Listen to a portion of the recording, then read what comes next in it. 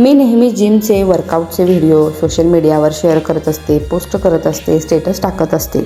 तर याचा अर्थ असा नाही की मला त्याचा शो ऑफ करायचा असतो किंवा मला दाखवून द्यायचं असतं की बघा मी किती वेल मेंटेन्ड आहे, बघा मी किती वर्कआउट करते, काय काय खाते. तर असं अजिबातच नाही आणि मुळात मला या गोष्टींमध्ये रससुद्धा नाही.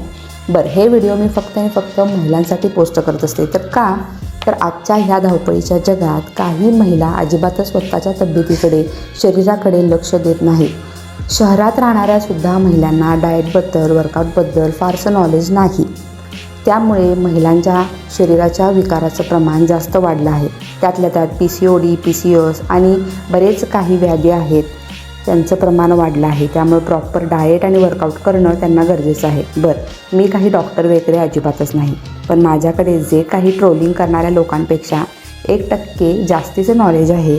त्यामुळे किमान एका जरी महिलेचं आजारापासून तिला दूर ठेवता आलं तर ह्या सर्व पोस्ट मी जे करते, सोशल मीडियावर शेअर करते, त्याचं सार्थक झालं. बाकी तुम्ही काळे दिसा, ढोबळे दिसा, अवाढव्य दिसा, जाड दिसा, स्वतःच्या जिभेचे चोचले पुरवून अनेक व्याधींना आमंत्रण द्या, तो तुमचा वैयक्तिक प्रश्न आहे. त्यामध्ये मी अजिबातच इंटरफेअर करणार नाही. धन्यवाद.